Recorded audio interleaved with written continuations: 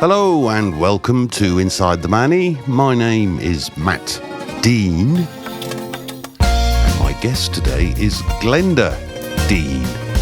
Yes, it's my mother. Hello, Mum. Hello, boy. How are you doing?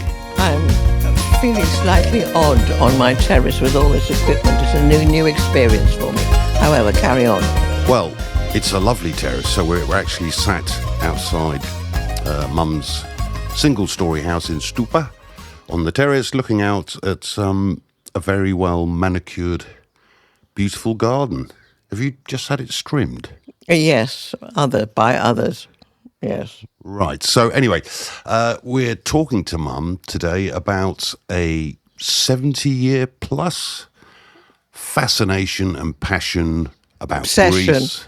Obsession about Greece and this area in particular.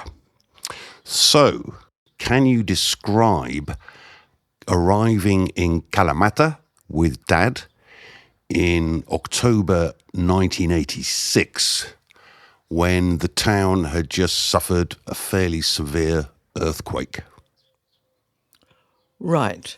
Well, I'd never been to Kalamata before. It was our first visit, so I wasn't quite knowing what to expect. But I have to say that the main reaction was total shock. I'd read in the press about the earthquake, but it had played it down. Yes, it had said 20 people had been killed, but then 20 on an earthquake scale is not actually small fry. And it had referred nothing. They made no mention of the extensive damage. So I thought, right, it's going to be fine, it's going to be fine. So we arrived and picked up the car at the airport, and it was 8 o'clock in the evening and dark, and somehow the street lighting wasn't working properly, which made it even darker. So when we drove along from the airport and turned right to follow the riverbed, I suddenly saw these huge military-style, almost, tents parked in rows along the riverbed, and thought, what's going on here? And when we turned left to the Paralia, these tents continued on the beach. Where the beach was deep and wide enough to accommodate them, there were huge tents, obviously housing dispossessed people. And then the next thing that struck me was a very strange silence. Every single Greek town I've ever been to at 8 or 9 o'clock in the evening buzzes. The bars are lively, there's music, there's laughter, there's shouting. There was silence. There were more than one or two, open on the seafront, but so low-key and subdued. It was uncomfortable. We felt that we were intruding in a place that was trying to get itself back together. So we just whizzed along that Paralia because it was just too upsetting. And we stayed the first night the other side of Kalamata, out of it all.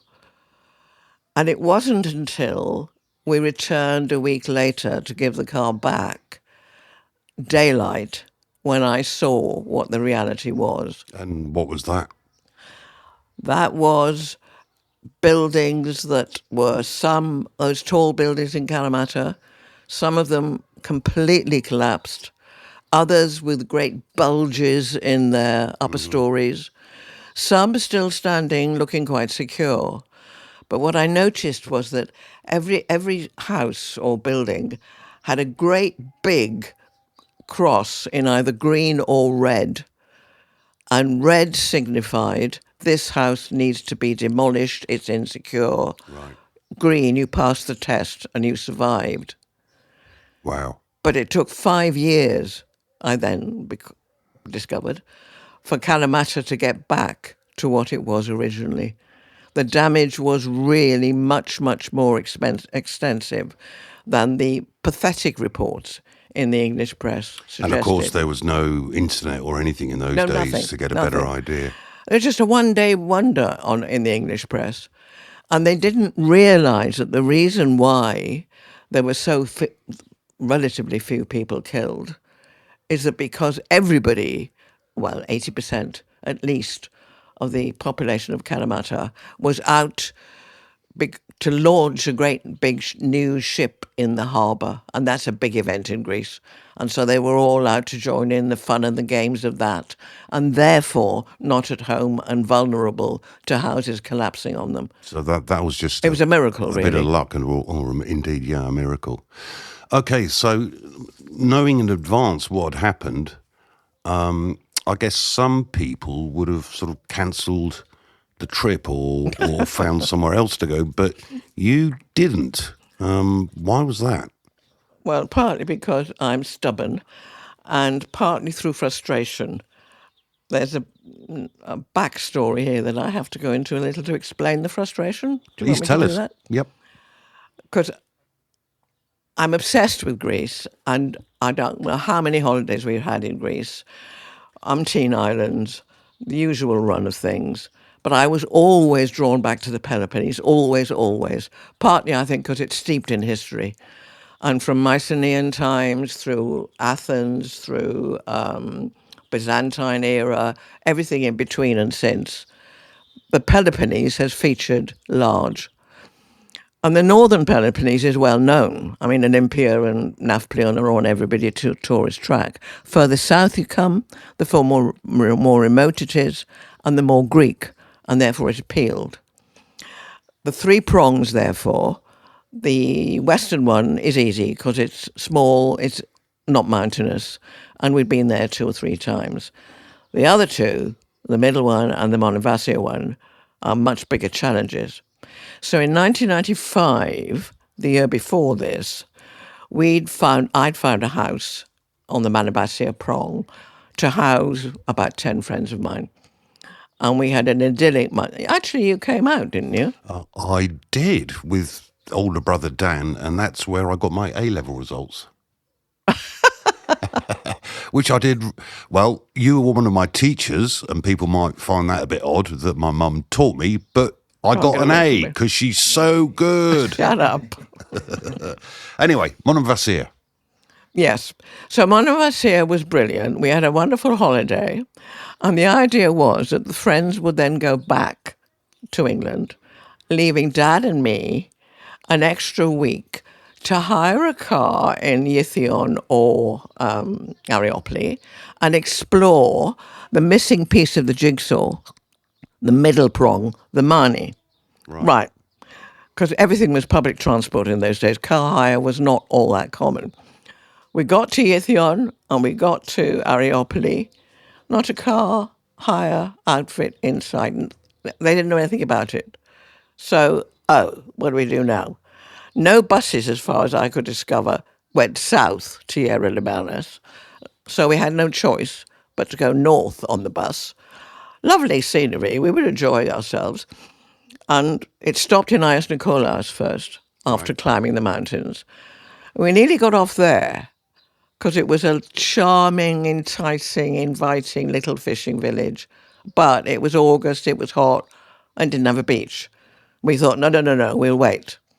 The bus carries on straight up the main road, bypassing Stoupa, which incidentally I'd never even heard of anyway. Next stop, Kardamili. Kardamili had been more developed, and I had heard of it, and Homer mentions it. So I said to Dad, get off here quick, which we did, and we stayed in an olive grove somewhere for 3 days. And that was my first real Mani experience. Which completely, well, literally bypassed Stoupa. Yes, totally. Right. And Kardamili was, as it is now still, rather handsome, not remote, handsome, well developed in some ways, but curiously, I've always found unfriendly. I've never warmed to Kardamili. The people aren't outgoing. But we had a fine time. And one high spot for me, it's a ridiculous one, is that only one bar was open and one taverna. My evening tipple is and always has been a gin and tonic. In those days, 40 years ago, Greece hardly heard of gin and tonic outside Athens or Nafplion. But I always asked. So we went to this little bar off the street, and I said, "Echi gin tonic?"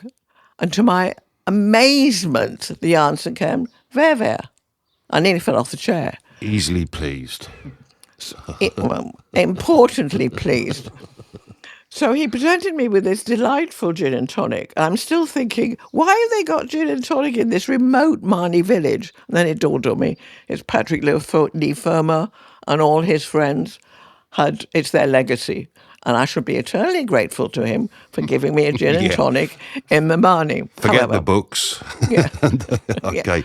So let's go back then to the following year. Tell the story then of the hired car and Kalamata.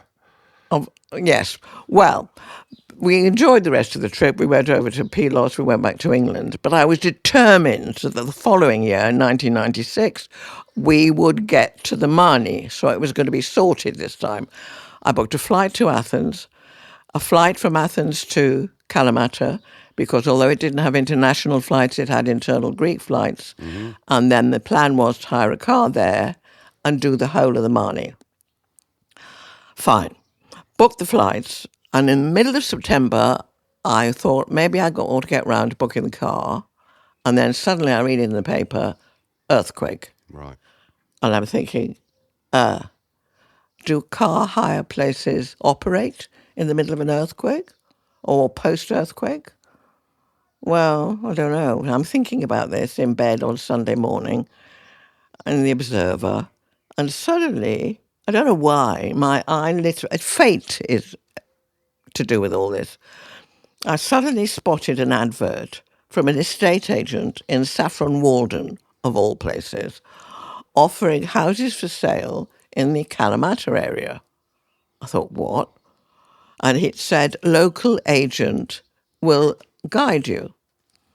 So I thought, rang him up, nice man, Robert, and explained that I was thinking of going out, and I'd seen he had this advert. And before I knew what was happening, we'd suddenly become prospective purchasers because it was the only way forward. But you weren't. No, I wasn't at all.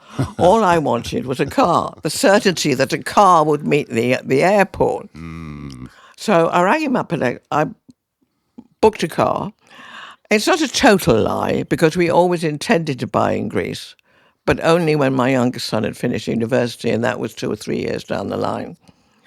However, it worked. We landed in Kalamata. There was the agent, one Charles Byrne, to greet us, and he was fantastic. He was a mix. I think it was half Irish and half Greek. What a mixture. He was fun. He it was who drove us through this silent, dark city, explaining. Right. He knew the hotel that was clear of all this. Right. He got us into it. And the next morning we had to get up and we viewed a house in Verga. And then he took us to view another house in Kytrios. So you're getting a free tour of Mani from a real estate agent. Car. Okay. Oh, you paid for the hired car, not him. No, me. Okay. Fair enough. And then he said, before I show you the next house, I want to take you to have lunch in a favourite village of mine. And that favourite village turned out to be Stoupa. Wow. Okay. And we had lunch, an early lunch, in Petros Taverna, which is sadly no longer there, but was our second home for years. It was an idyllic October day. The sun shone, there wasn't a soul around, the sea was like a mill pond, the beach was empty. Petros, who owned the taverna, was a real character. And Rod and I looked at each other and we thought, we've got to come clean. So we cleared our throats and said, Charles, we've got something to tell you. We're not actually looking quite yet for a house. And we explained why we'd done all this.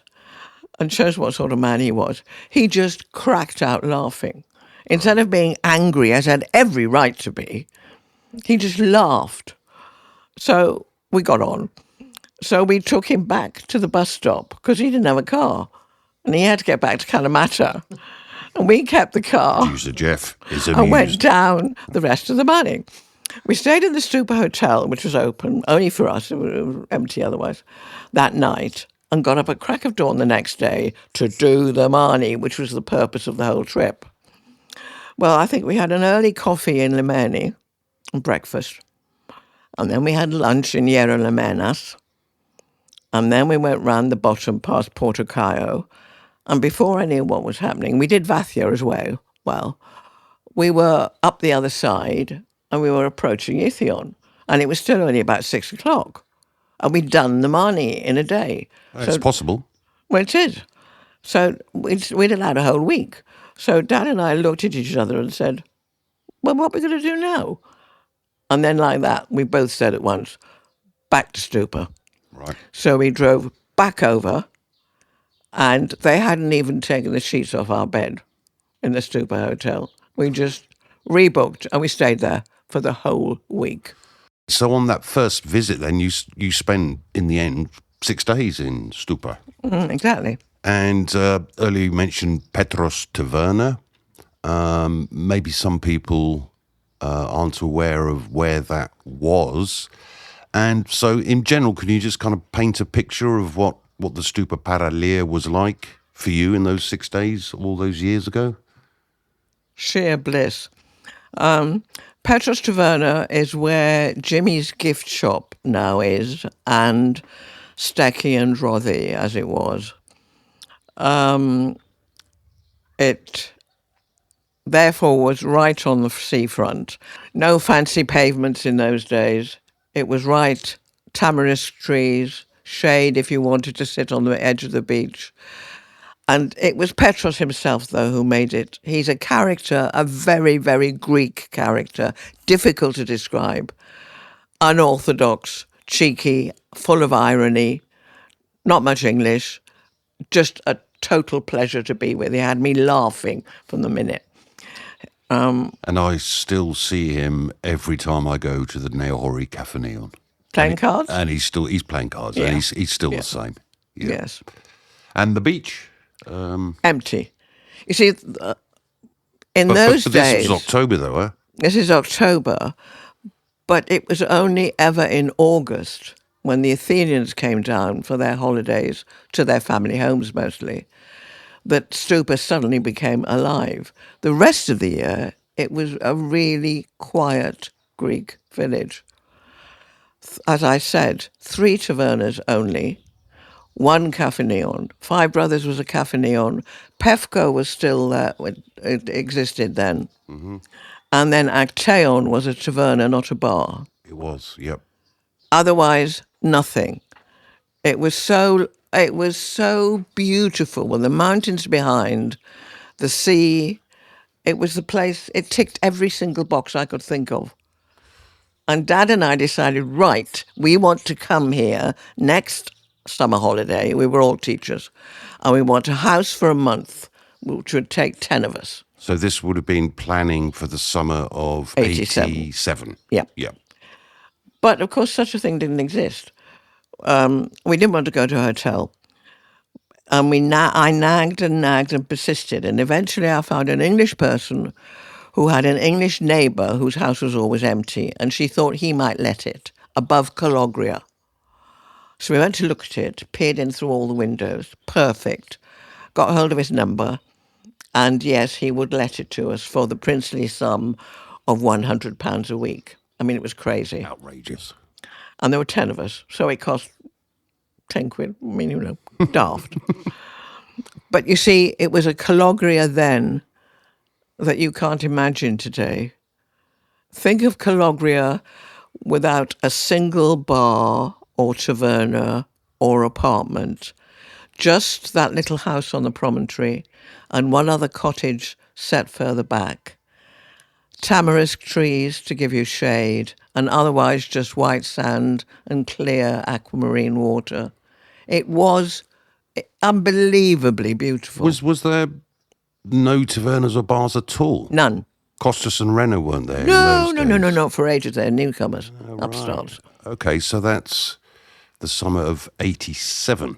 The first bar there was Paralos, Yep. and that was, I would say, about 92. Right. Okay. And how did 87 go? Did you? Well, I know you did. You booked it again the next year. We had such a wonderful holiday. We used to have the morning on the beach in Calogria, and then come down to Stoupa for the evenings, where there was a little bit more life, but not much. Not much. And we never heard an English voice. Never. And that was what was drew me to it. So, yes, we hired it that year. We hired it the following year. And we hired it in 1989 as well. So that's 3 years running. So that third visit, 1989, I came out for You the did? first time and slept with a whole load of other people on the balcony of that house. As many men. We sometimes had up to 20 sleeping there. It was crazy. My 3 sons all came, and they usually brought friends, and they all had to sleep wherever they could. And it was wonderful. The freedom. Nobody ever shut the front door because we only had one key between 20 people. Yeah, no, I remember it. And when you left to go back to work at the end of that summer, I didn't have a job to go back to, so I stayed on. And I had nowhere to sleep then, so I slept on Calogria Beach. Well, what a mother's house is for, other than that. But something really important, happened also in that year that you were out there. To go back to Charles Byrne, the guy who introduced me to Stoupa at Petros's. Charles Byrne's son, who we kept up with him because we got on, but only very vaguely. He suddenly arrived in the middle of our holiday in Calogria, really excited, with plans, because he and his partner in Saffron Walden had bought a chunk of olive grove in the heart of Stoupa, and they had planning permission for 13 houses, and he wanted to show us. And of course, whether he was playing a long game all along, being a businessman, and knew he could reel us in 3 years later, I don't know. But by Christmas, we'd put a deposit down on one of the so-called English houses as a holiday home. And that was it, really. For the next umpteen years, we came out 2 or 3, 4 times a year, stayed in it. They were perfect holiday homes. And it was all thanks to Charles. Right, so what comes around, goes around, yeah. Yeah, nice. And of course, you and Dad being teachers, and then Dad's sadly dying in 98, I'd run out of steam in the UK, and so persuaded you to let me come out and live in your English house, because most of the time it was empty. And then every time you came out with your mates, I had to vacate the house and find somewhere else to stay. Quite right. Yes, absolutely. Yeah, and then we get to the stage of you retiring. And so the scenario there is I am still in your English house, which was designed to be a holiday home, they're not huge houses, are they? No. And so you initially kept your house in the UK, but wanted to kind of experiment with how long you wanted to be out here in your English house. And so you promptly told me to get out. Not immediately. The plan always had been, when Dad was alive, when we retired, that we would split the time. Dad was too much of a workaholic. He would want to leave England totally. So we would do 6 months, 6 months split throughout the year. On my own, this was different. Because in England, without my job, which I loved, I was bored to death.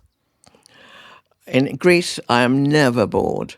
So I came out and loved it here, stayed through the whole winter, realised the English house wasn't equipped for winter living. It was too cold. It wasn't big enough. Kicked you out. And then decided, right, I'm never going back to England to live. I've got a big house there with a big garden. I'm going to get rid of it. So I sold the house in England, bought this plot here, which is what, a stone's throw from the English houses, It is. and had a stone house built, and I've lived in it very happily ever since. I'm sorry I kicked you out, ma'am, but it had to be done. It's all right. I've recovered from that trauma after years of therapy. And of course, so once you'd sold your UK house, you could bring out everything from that house and install it here. So all of your books. Yes, books were a problem. I had to reduce. I think I had about 1,500 in the house in England. Right. And I obviously couldn't house that many here. So I had a really agonizing week, which ones to bring and which ones not.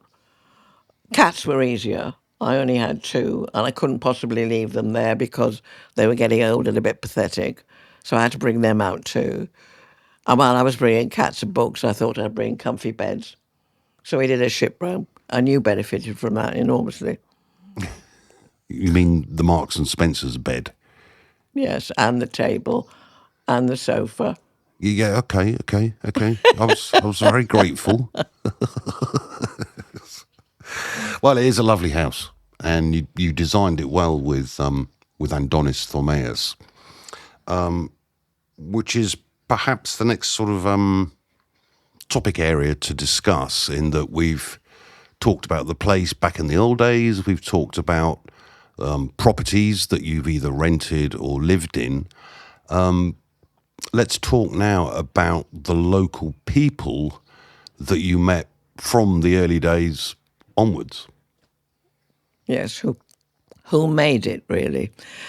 And before we get to Adoni, I think the one I would put first was the waiter at Petros' Taverna, Panagos.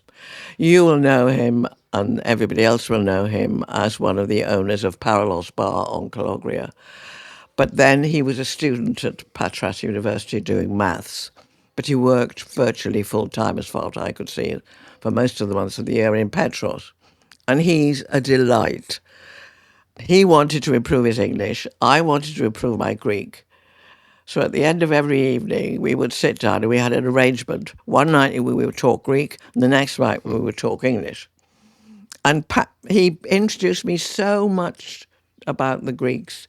I can remember him saying, "Now, Glenda, you have to understand that when Greeks are shouting at each other in a bar or a taverna, they're not quarrelling. They're simply having an animated conversation. Don't get worried." So I learned that. He said, and when a Greek says to you, "I'll meet you at 11:30, it will be any time from 12 onwards." And all these little sort of tips he kept, it would just crease me up with laughter. But he did. And he wanted to improve his English, which he'd learnt mostly from the television, and therefore it was American. And I remember one evening he said, "That man there who's just come in, he's an Essel."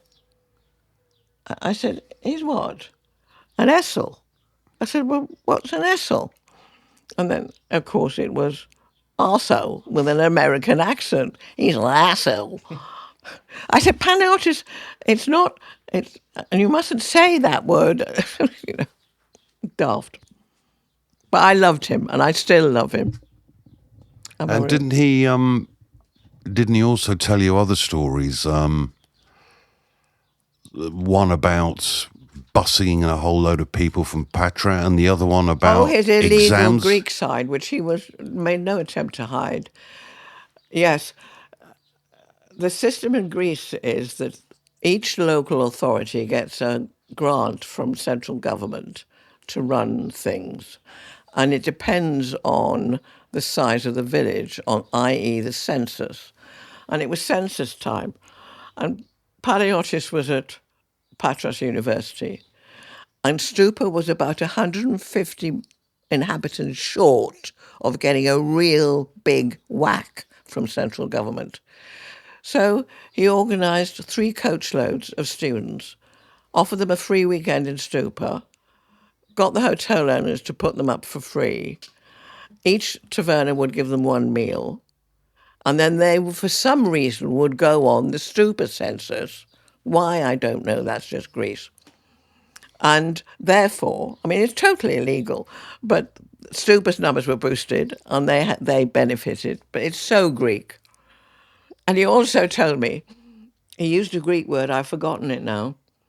It's a word for a rolled up piece of paper. And I said, well, what do you mean a rolled up piece of paper? And he said, well, you write on it dates and formulae and important things, and you roll it up and you put it in the turn-up in your jeans when you do exams. And of course, we, both being teachers, looked thoroughly shocked, because to us, English caps on, it was cheating. Disgraceful behaviour. Panagiotis just burst out laughing and said, you are just so English. I said, well, I know we are. But, and he said, no, look, I want to do well in my exams. My parents want me to do well in exams. My teachers want me to do well in exams. What does a little piece of paper in my jeans? It fits in. So I thought, well, there's a certain sense there. There is a certain logic, yeah. Okay. So And then his mother invited us to the house because we obviously used to buy Panagiotis drinks. He was a student, he had no money. So as a favour, Evthymia invited Rodomy to have supper there. And because Panagos knew what we ate, because he took our orders every night, she had made every single dish we'd ever eaten. And we arrived there to a table that was so laden. And we felt we had to eat everything because she'd gone to all this trouble. And we literally could not move. We had to walk right around Stoupa for about an hour before we could go home to bed. They were lovely. Not a word of English. And when I suddenly came out with Lipon, that they fell about laughing because they understood that. It was just lovely. yeah, the good old days, yeah. Lovely family. So that was Panagos and the Rapteus family. You've mentioned Petros. Did you kind of... Are there any stories of friendship with that he's guy? a puzzle to me because how would you describe Petros? He's wicked. He has a wicked sense of humour. He's married to a Leka. They're a lovely couple, and they too had us to supper up at their house. When for 1 year he wasn't a taverneroni, he was a butcher. So Ron and I went up. Not a word of English in Aleka, odd words with Petros. Dad understood a bit of Greek. So really it was left to me, which was a real strain. So we got through the evening in fits of laughter over daft things. And then I thought, we've survived, we can go home. It was about 9:30, we'd been there at 7. I thought that's okay. And suddenly the cards came out. Because obviously, well, you know, Dad, he never played cards in his entire life. And Petros plays cards, as you just told me, every night. Indeed, yes. So that, again, we just fell about laughing because I had to say, no, my husband does, blah, blah, blah, blah, blah. It's very difficult to describe Petros. He's the opposite from Adoni, who you also mentioned, who built this house, who is also typically Greek, but the opposite. Adoni is reserved, professional, utterly reliable, generous to a fault. You knew exactly where you were with him. You never know where you are with Petros. No. You leap from one to another. But again, you went for evening meals at Andoni's house. Yes, I which was were there much for a more couple. formal and much less fun in a way, but they were so kind. That's the thing that links them all. There is a kindness and a generosity about Greeks. Somehow Adoni had discovered that it was my 70th birthday. And how, I don't know. So suddenly an enormous, beautiful gardenia was delivered to this terrace on that morning, you know. Well, why? Why would you bother to do that for just one of your clients? He was just a sweetheart. Yeah, and I remember one really kind thing that Petros did was get in touch with you when Dad did die in 98. How he knew he died, I don't know. No. It was November. We'd gone back in August. Dad died in early November, and suddenly I got a fax, didn't I? How Petros accessed a fax, I don't know. Well, probably from Andoni's office. Yes. I mean, where else would there have been a fax? I don't know. It did make me cry, that. Of course it did. Yeah. Yeah. Kindness. So we're looking at a period of 40 years. So you've obviously seen changes. Do you want to sort of You give could say your that. view on those changes? Well, it's a difficult one to answer. Obviously, I would prefer it to be as it was in 1990, 1986 even. It was just so Greek and unspoilt. It was heaven. But life moves on, and you can't. The whole of Europe has changed, and there isn't a place that isn't touristy. I hadn't quite realised how the English were going to take over the place. Before the motorway from Athens to Kalamata was built, and before Kalamata Airport was open to international travel, it was difficult to get here. So English people didn't come.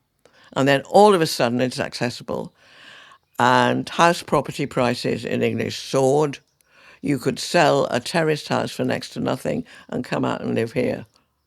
And they thought of it as a place where the sun always shone and the wine was dirt cheap.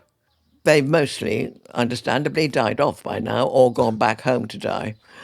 And even so, the ones that are left, I mean, they're all right, but there's just too many of them. You go out in an evening in the winter to a Greek taverna, and all you hear is English voices. And I find that sad. I also, of course, cannot stand sunbeds. It is That my real bête noire, serried ranks of sunbeds on Stoupa Beach. And I want you, when I die and I'm buried in that graveyard, on my headstone, I want she never used a sunbed. that will be the craziest. What do you call it? Epitaph. Well, I'm are you now serious? 88 and I can still get up and down from the beach. And Are you serious? You yes, I am Greek. right? Okay. I'll bear that in mind. A challenge, man. I understand what you're saying about the sort of dominance of the English voice being heard in tavernas throughout the year, really. But you're English. Half English. Yes, I know. But really, I think it's a mistake that I'm English. I should be Greek because I've been driven by my obsession with Greece all my life. From the age of 8, when I found the section on Greek mythology in my encyclopedias, and I loved those stories and I read and reread them, to grammar school where I picked up ancient Greek. I went on then to Cambridge to study classics and then spent 43 years teaching it. It's always been Greece that has driven me. And when I came to live here, and I wanted to be part of the inheritance of that country. And I think if you go and live in somebody else's country, you should try to adopt the culture of that country. Now, that means attempting some of the language. It's not easy, I admit. I had advantages in, at least I had ancient Greek, but even so, it was difficult. But what I don't like is the people who make no attempt even to learn to say Efrasto, or, and particularly the ones who moan on about rubbish collection and all the things that in England we take for granted, but for which we pay thousands a year in council tax. And what do we pay here? Something like €100 a year. So that's not to say they're all like that. They're not. There are lots of people who do appreciate Greece for different reasons. I'll shut up. Well, you're perfectly entitled to your opinion. Yes. I don't go on about it. No, you don't. And I agree, I think, in essence. So, just a while back, you mentioned at the time of us doing this recording that 2 days ago you were 88, and you don't mind people knowing that. Not remotely. And I think part of the reason is that the general reaction is no way, you don't look it. But maybe we could finish with some chat about being 88 and the And the inevitable problems that brings. the problems that might bring, because there'll be listeners out there who I'm sure will be interested in your views on healthcare in the area. Oh, oh. Well, it featured in, because when I was 80 and I decided, right, my days of going back and forth to England are over. I can't stand airports. I've got to decide where I want to end up, here or England. And it took 2 seconds. It was here. But it's a mixed blessing. And I see why most people go back to England for the end, as it were.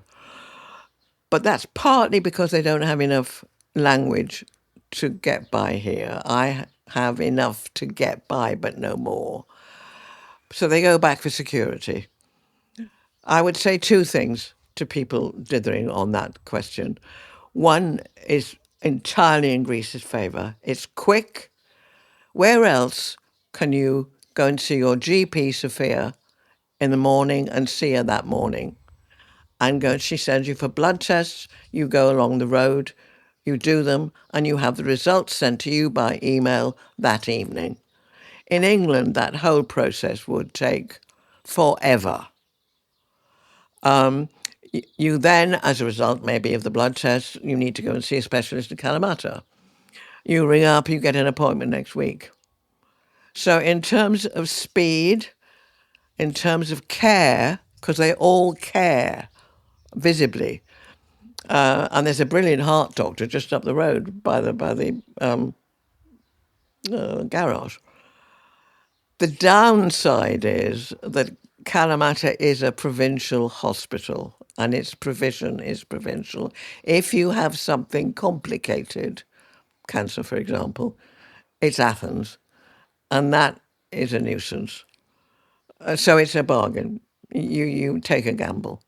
Yeah, the But good. I've been to Athens once when they discovered heart arrhythmia, and so they were going to put a pacemaker in, and you had to go to Athens for that. But it wasn't half as bad as I thought it was going to be. It was actually quite simple. But if it was a long-term treatment, being stuck in Athens. Yeah.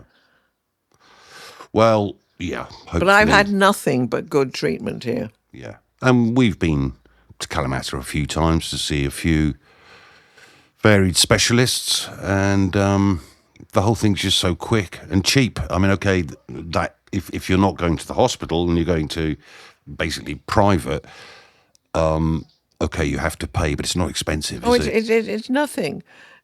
I had a private appointment in England over an ongoing issue that was discovered here, and I had a half an hour appointment, and it cost 250 quid to see in England privately.